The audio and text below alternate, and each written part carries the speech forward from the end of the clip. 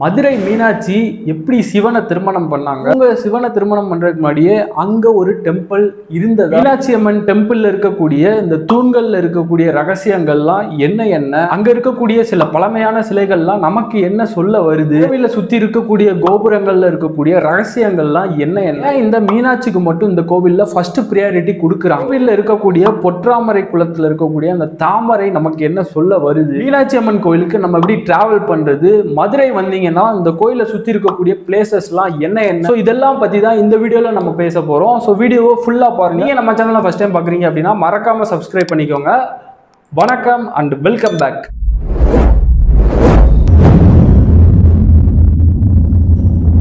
First வந்து பார்த்தீங்கன்னா இந்த மீனாட்சி அம்மன் வந்து பார்த்தீங்கன்னா எப்படி சிவனை கல்யாணம் பண்ணாங்க அப்படின்றத நான் உங்களுக்கு எவ்வளோ ஷார்ட்டாக முடியுமோ அவ்வளோ ஷார்ட்டாக சொல்லிடுறேன். ஓகேவா? மலையத்வஜ பாண்டியன், காஞ்சனமாலா, ஸோ இவங்க ரெண்டு பேரும் தான் வந்து பார்த்தீங்கன்னா மதுரையை வந்து ஆட்சி பண்ணிட்டு இருக்கிறாங்க.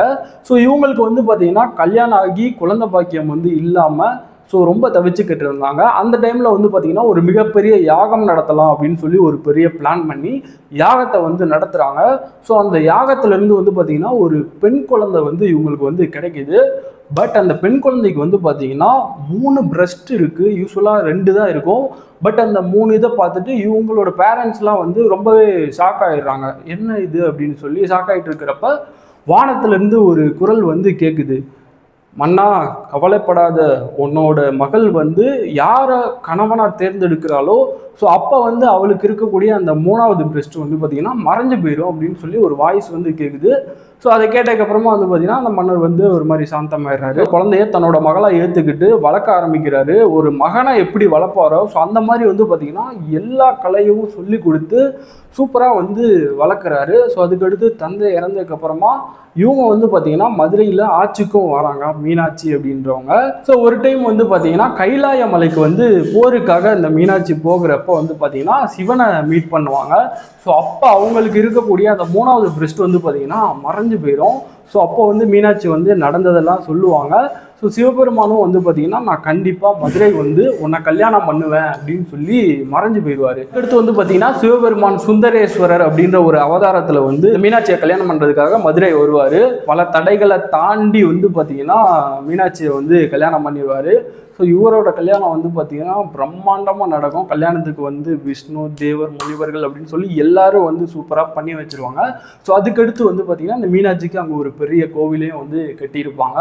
ஸோ இப்படி தான் வந்து பார்த்தீங்கன்னா மீனாட்சி வந்து சிவனை கல்யாணம் பண்ணுறாங்க. ஸோ இதுதான் பின்னாடி இருக்கக்கூடிய ஹிஸ்ட்ரி. ஸோ இந்த மீனாட்சி அம்மன் கோவிலில் இருக்கக்கூடிய சில மர்மமான ரகசியமான விஷயங்களை வந்து இப்போ நான் உங்ககிட்ட வந்து ஷேர் பண்ண போகிறேன். ஃபர்ஸ்ட் வந்து பார்த்தீங்கன்னா நம்ம மதுரை மீனாட்சி அம்மன் கோவில் அப்படின்னாலே நமக்கு ஞாபகத்துக்கு வர்றது வந்து பார்த்தீங்கன்னா அங்கே இருக்கக்கூடிய அந்த ஆயிரங்கால் மண்டபம் தான் வந்து ஞாபகத்துக்கு வரும். ஸோ அந்த மண்டபத்தில் வந்து பார்த்தீங்கன்னா ஆயிரங்கால் அப்படின்னு சொல்கிறாங்க. பட் அங்கே இருக்கக்கூடிய 985 தூண்கள் தான் வந்து பார்த்தீங்கன்னா அந்த இதில் இருக்குது. மிச்ச 15 தூண்கள் இருக்க வேண்டிய இடத்துல வந்து பார்த்தீங்கன்னா அந்த கோவிலை கட்டியிருப்பாங்க. ஸோ இந்த தூண்கள் இருக்குது பார்த்தீங்களா? ஸோ இந்த தூண்களில் இருக்கக்கூடிய ஒரு மீனாட்சி சிலையில் இருக்கக்கூடிய ஒரு அதிசயத்தை நான் அவங்ககிட்ட சொல்கிறேன்.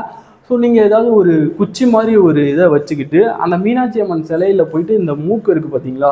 ஸோ அதில் அந்த குச்சை வச்சிங்க அப்படின்னா அது வந்து பார்த்திங்கன்னா உள்ளே போயிருமா. ஸோ அந்த அளவுக்கு ஒரு நுணுக்கமாக வந்து அதை செதுக்கியிருப்பாங்க. ஒரு சாதாரண ஒரு குச்சி வந்து பார்த்திங்கன்னா அந்த சிலையை தொலைச்சிக்கிட்டு போகிற மாதிரி பண்ணி வச்சுருப்பாங்க. நீங்கள் மீனாட்சி அம்மன் கோயில் போனீங்க அப்படின்னா மறக்காமல் அந்த ஒரு விஷயத்தை வந்து ட்ரை பண்ணி பாருங்கள். அண்ட் இங்கே இருக்கக்கூடிய சில தூண்களில் வந்து பார்த்திங்கன்னா இசை வரும் அப்படின்னு சொல்கிறாங்க.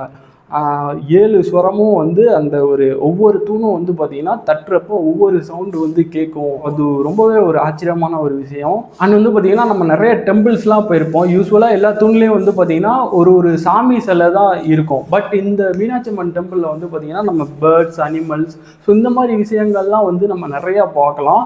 கிட்டத்தட்ட வந்து பார்த்தீங்கன்னா 33,000 சிற்பங்கள் இருக்கக்கூடிய ஒரே டெம்பிள் வந்து பார்த்தீங்கன்னா நம்ம மதுரை மீனாட்சி அம்மன் டெம்பிள் தான் இந்தியாவிலே நம்பர் 1. ஸோ அதிக சிற்பம் இருக்கக்கூடிய கோவில் வந்து பார்த்தீங்கன்னா நம்ம மதுரை மீனாட்சி அம்மன் கோவில் தான். அண்ட் வந்து பார்த்தீங்கன்னா நம்ம சிவபெருமான் வந்து இந்த மீனாட்சியை கைப்பிடிக்கிறதுக்கு முன்னாடி அவர் விளையாடின ஒரு 66 திருவிளையாடல்களோட சிற்பங்களும் வந்து பார்த்தீங்கன்னா இந்த கோவிலில் வந்து பார்த்தீங்கன்னா ஒளிஞ்சிக்கிட்டு இருக்கு. எங்கே இருக்குது அப்படின்னு சொல்லிட்டு நீங்கள் மறக்காமல் ஒரு கமெண்ட் பண்ணுங்கள். அண்ட் இந்த கோவிலில் இருக்கக்கூடிய சில சிலைகளை பற்றி நான் இப்போ உங்ககிட்ட சொல்கிறேன். இந்த கோவிலில் இருக்கக்கூடிய ஒரு நடராஜர் சிலை, நம்ம எல்லா கோவில்லையும் வந்து பார்த்தீங்கன்னா நடராஜர் சிலையை வந்து பார்த்தீங்கன்னா இடது காலை தூக்கி வச்சு ஆடுற மாதிரி தான் நம்ம பார்த்துருப்போம். பட் இந்த மீனாட்சி அம்மன் கோயிலில் வந்து பார்த்தீங்கன்னா வலது காலை தூக்கி வச்சு ஆடுவாராம். ஸோ இதுக்கு பின்னாடியும் வந்து பார்த்தீங்கன்னா ஒரு குட்டி ஹிஸ்ட்ரி இருக்குது. ஒரு பாண்டிய மன்னனுக்கு வந்து பார்த்தீங்கன்னா நடனம் ஆட தெரியாது. அவன் வந்து பார்த்தீங்கன்னா கஷ்டப்பட்டு அந்த நடனத்தை கற்றுக்குவான். அதுக்கடுத்து வந்து அந்த நடராஜர்கிட்ட போயிட்டு இந்த மாதிரி கால் வலிக்குது, நீங்கள் காலை மாற்றிக்கோங்கன்னு சொல்லி அதுக்கடுத்து அவர் மாற்றிடுவார் அப்படின்ற மாதிரி ஒரு ஹிஸ்ட்ரி இருக்குது. பட் எந்த அளவுக்கு இது உண்மை அப்படின்றது தெரியல. அண்ட் இந்த மீனாட்சி அம்மன் கோவிலில் இருக்கக்கூடிய அந்த பழமையான ஒரு கடம்ப மரம் இருக்கும். அது கீழே வந்து பார்த்தீங்கன்னா ஒரு சுயம்பு லிங்கம் இருக்கும். தானாக உருவான ஒரு லிங்கம். நம்ம மீனாட்சி வழிபட்ட லிங்கம்னே கூட சொல்லலாம். ஸோ மீனாட்சி வாழ்ந்த காலத்திலே வந்து பார்த்திங்கன்னா இங்கே கோவில் வந்து இருந்திருக்கு. ஸோ அப்போ ஒரு பழமையான ஒரு லிங்கம், ரொம்ப ஒரு பவர்ஃபுல்லான லிங்கம். மதுரை போனீங்க அப்படின்னா நீங்கள் இந்த மாதிரி விஷயத்தெல்லாம் மிஸ் பண்ணாமல் பாருங்கள். அது வந்து பார்த்திங்கன்னா நம்ம இந்திரன் வழிபட்ட ஒரு லிங்கமும் வந்து பார்த்திங்கன்னா இந்த கோவிலுக்குள்ளே இருக்குது. ஸோ அது ரொம்ப ரொம்ப ஒரு பவர்ஃபுல். அண்ட் இந்திரன் கட்டப்பட்ட கோவில்னு கூட ஒரு ஹிஸ்ட்ரிலாம் இருக்குது. பட் அது எந்தளவுக்கு உண்மைன்னு தெரியல. பட் ஆனால் அங்கே இருக்கக்கூடிய லிங்கம் வந்து அந்த இந்திரன் வழிபட்ட லிங்கம். அது வந்து 100க்கு 100 உண்மை. வந்து பார்த்திங்கன்னா இந்த கோவிலில் உள்ளே போகிறப்ப அந்த இருக்கக்கூடிய அந்த பெரிய அந்த விநாயகர் சிலை வந்து ரொம்ப ஒரு ஸ்பெஷல். கையில் ஒரு பொறி உருண்டையை வச்சுட்டு அழகாக இருப்பார். ஸோ விநாயகரை வழிபட்டுட்டு அதுக்கடுத்து மீனாட்சியை வழிபட்டுட்டு அதுக்கடுத்து சிவனை வழி பண்ணணும். ஸோ இதுதான் வந்து ரூல். ஓகேவா? ஸோ நீங்கள் மறக்காமல் அந்த விநாயகரை வந்து மிஸ் பண்ணிடாதீங்க. அண்ட் வந்து பார்த்திங்கன்னா அந்த கோவிலில் இருக்கக்கூடிய சிற்பங்களில் வந்து நிறைய இரட்டை விநாயகர் இருக்கிறதையும் நீங்கள் வந்து பார்க்க முடியும். கோவிலை சுற்றி இருக்கக்கூடிய இந்த கோபுரங்கள் இருக்குது பார்த்தீங்களா? ஸோ இதில் இருக்கக்கூடிய சில ரகசியங்களை வந்து நான் உங்ககிட்ட சொல்லிடுறேன். வடக்கு கோபுரம் இருக்குது பார்த்தீங்களா? ஸோ அந்த வடக்கு கோபுரத்தில் வந்து பார்த்திங்கன்னா மேலே வந்து சிற்பமே இருக்காதான், வெறும் மொட்டையாக இருக்குமா. ஸோ அதனால் வந்து பார்த்திங்கன்னா அந்த கோபுரத்தை வந்து மொட்டை கோபுரம் அப்படின்னு சொல்லுவாங்க. நீங்கள் போனால் மறக்காமல் அந்த வடக்கு கோபுரத்தை பாருங்கள். ஓகேவா? அந்த கோயிலை சுற்றி இருக்கக்கூடிய அந்த 4 கோபுரம் இருக்குல்ல. ஸோ இந்த 4 கோபுரத்தில் வந்து பார்த்தீங்கன்னா தெற்கு கோபுரம் தான் வந்து இருக்கிறதுலே ஒரு ரொம்ப ரொம்ப ஒரு ஹைட்டான கோபுரம். கிட்டத்தட்ட வந்து பார்த்தீங்கன்னா 170 அடி அப்படின்னு சொல்கிறாங்க. தெற்கு கோபுரத்தை கம்பேர் பண்ணுறப்ப மற்ற கோபுரங்கள்லாம் சிறுசாக இருக்கும். ஸோ இந்த கோபுரங்கள்லாம் வந்து பார்த்தீங்கன்னா நீங்கள் எக்கச்சக்கமான விஷயங்களை வந்து பார்க்கலாம். நிறைய இருக்கும். அந்த திராவிடம் சொல்லக்கூடிய அந்த சில விஷயங்கள்லாம் அப்படியே சூப்பராக அழகழகாக தமிழனோட அந்த ஒரு பாரம்பரியத்தை சூப்பராக பண்ணி வச்சுருப்பாங்க. ஸோ அதெல்லாம் பார்த்து ரசிக்கிறதுக்கு அவ்வளோ அழகாக இருக்கும். கோவிலில் இருக்கக்கூடிய கிழக்கு கோபுரம் இருக்குது பார்த்தீங்களா? அதுக்கு ஆப்போசிட்டில் இருக்கக்கூடிய அந்த ஒரு மிகப்பெரிய சந்தை மாதிரி இருக்கும். கைவினை பொருள் இதெல்லாம் வந்து ஆதி காலத்துலேருந்து இப்போ வரைக்கும் கிட்டத்தட்ட 2500 வருஷம் பழமையானது இந்த கோவில். அப்போ இருந்து இப்போ வரைக்கும் வந்து பார்த்திங்கன்னா அந்த இடத்துல வந்து பார்த்திங்கன்னா நீங்கள் நிறைய கடைகளை வந்து பார்க்க முடியும். ஸோ இப்போயும் போனாலும் நீங்கள் சூப்பராக பர்ச்சேஸ் பண்ணலாம். அதுக்கு கிட்ட அந்த மேலே இருக்கும் பார்த்தியா தூண்கள். ஸோ அதில் இருக்கக்கூடிய அந்த சிற்பங்கள்லாம் அதுவுமே அவ்வளோ பியூட்டிஃபுல்லாக அழகாக இருக்கும் அப்படின்னு சொல்கிறாங்க. அண்ட் வந்து பார்த்திங்கன்னா இந்த கோவிலில் வந்து பார்த்திங்கன்னா மீனாட்சி அம்மனுக்கு தான் வந்து பார்த்திங்கன்னா ஃபஸ்ட்டு பூஜை, அலங்காரம், அபிஷேகம் எல்லாமே பண்ணதுக்கப்புறமா அதுக்கடுத்து தான் வந்து பார்த்திங்கன்னா சிவனுக்கு வந்து பண்ணுவாங்களாம்.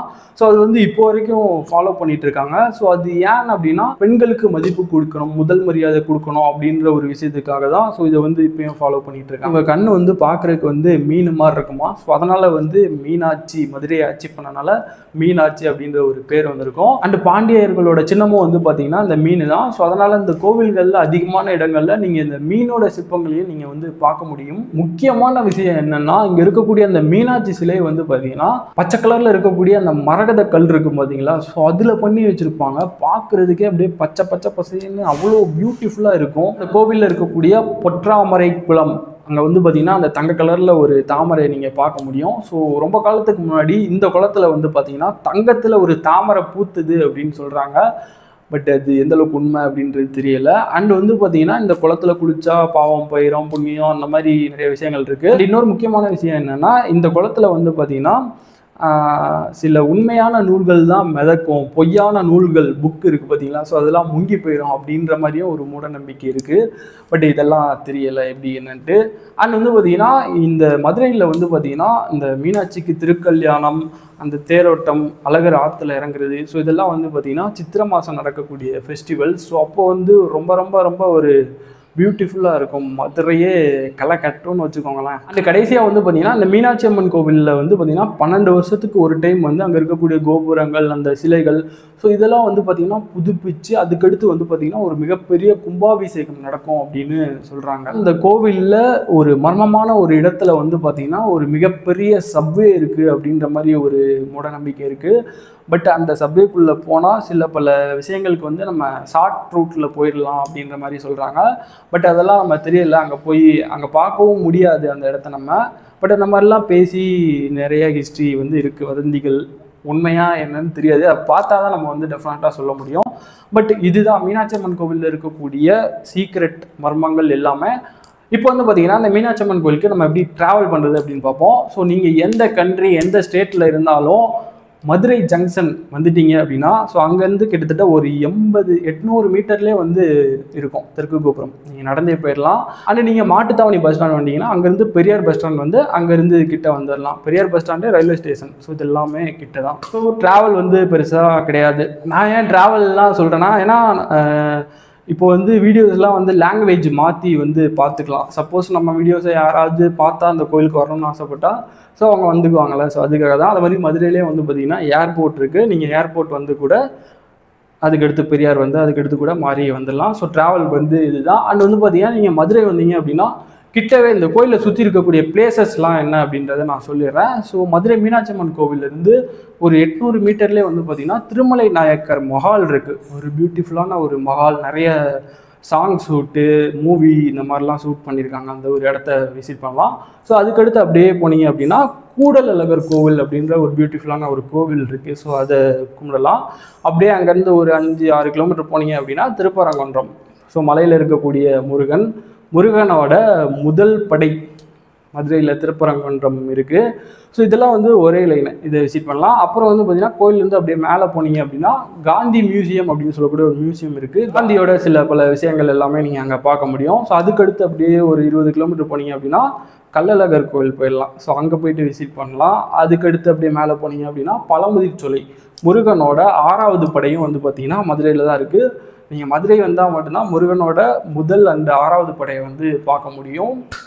ஸோ பழமுதிர்ச்சோலை அவ்வளோதான். இதுக்கடுத்து சரி உங்களுக்கு டெம்பிள்ஸ் எதுவுமே பிடிக்கல அப்படின்னா நீங்கள் கோவிலேருந்து ஒரு ஸ்ட்ரெயிட் ரூட் ஒன்று இருக்குது. அங்கே ஒரு 12 கிலோமீட்டர் ட்ராவல் பண்ணீங்க அப்படின்னா மதுரையில் இருக்கக்கூடிய அதிசயம் இருக்குது. அட்வென்ச்சராக நீங்கள் போயிட்டு சூப்பராக என்ஜாய் பண்ணலாம். அண்டு இந்த கோயிலில் சுற்றி இருக்கக்கூடிய ஸ்ட்ரீட்டில் ஃபுல் அண்ட் ஃபுல் வந்து பார்த்திங்கன்னா ஷாப்பிங். லொட்டு லொசுக்குன்னு மதுரையில் கிடைக்காததே கிடையாது. ஷாப்பிங்க்கு one of the best place வந்து பார்த்திங்கன்னா நான் மதுரை அப்படின்னு தான் சொல்லுவேன். ஸோ ரொம்ப பியூட்டிஃபுல்லாக நிறைய விஷயங்கள் சூப்பராக பண்ணி வச்சுருப்பாங்க. ஸோ இவ்வளோ தான் மஸ்ட் விசிட்டட் பிளேஸ். ஸோ இவ்வளோ தான் எல்லாமே கவர் பண்ணிட்டேன்னு நினைக்கிறேன். அந்த வீடியோ பிடிச்சிருந்தது அப்படின்னா மறக்காமல் ஒரு லைக் பண்ணிக்கோங்க. நீங்கள் நம்ம சேனலில் ஃபஸ்ட் டைம் பார்க்குறீங்க அப்படின்னா சப்ஸ்கிரைப் பண்ணிக்கோங்க. இந்த மாதிரி இன்னும் அடுத்தடுத்த வீடியோஸில் மீட் பண்ணிட்டு இருக்கலாம். Tata bye bye, take care.